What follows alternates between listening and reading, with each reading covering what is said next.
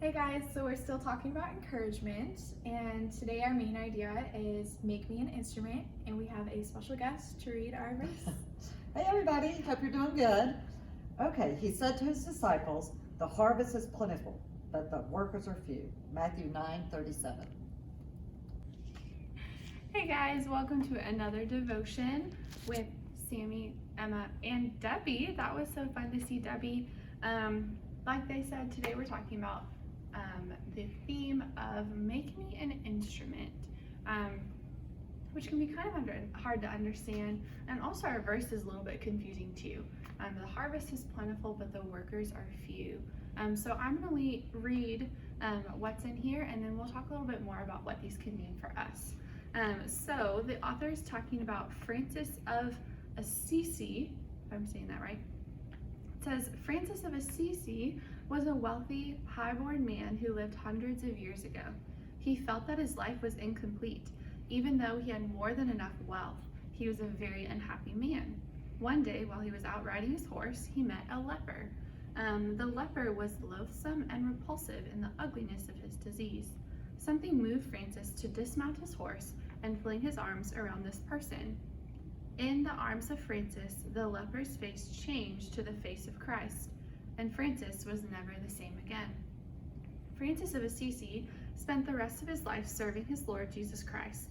He wrote these famous words as a prayer to God from the heart of a man who had a deep desire to be an instrument of God's will on this earth. The prayer read, Lord, make me an instrument of your peace. Where there is hatred, let me sow love. Where there is injury, pardon. Where there is doubt, faith. When there is despair, hope. When there is darkness, light. And when there is sadness, joy. So this Francis character talks about how he had a deep desire to be an instrument of God's will on this earth. So that's kind of what our idea today is talking about. Make me an instrument. A lot of you have probably heard, like, make me the hands and feet of Jesus. So what this is talking about is an instrument is something you use, whether it's a musical instrument or tools are sometimes called instruments, and they're things that we use to get something done or to change something. So what this is talking about is saying, Lord, make me an instrument of your will. And I think this is such a perfect prayer to be reading today. When there is a lot of probably fear and anxiety. It says where there is those things, or where there's darkness, let there be light. Where there's fear and anxiety, let us be joy. So this is a perfect time to be in contrast to what's going on around you. So if someone is fearful, hear that fear, but also bring joy, whether that's laughing like we were talking about in another devotion, smiling at someone. That could be telling a joke or playing a game, kind of being in contrast to what's going on around you. And then this verse, it was kind of confusing at the beginning, but what this author is talking about is the harvest it's knowing Jesus. It's knowing that there's all this goodness in the Lord. So that is plentiful. He's more than we need, but the workers are few. So there's still a lot of people who don't know Jesus, who don't know the love of Christ. So I think this verse is challenging us to be an instrument to show those people what God is like.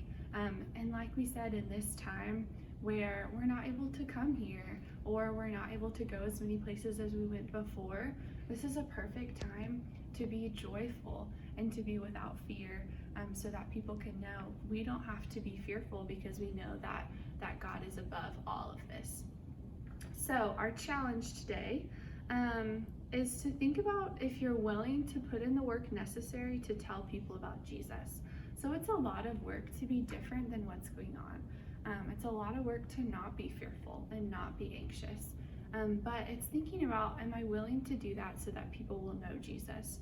So I want to challenge you to think of one way to spread joy or to show Jesus to other people. Another devotion talked about actions more than words. So that's maybe giving an elbow bump, or it's writing a note like we said, or showing love to someone in a way that you know that they like. So that's my challenge for you guys today.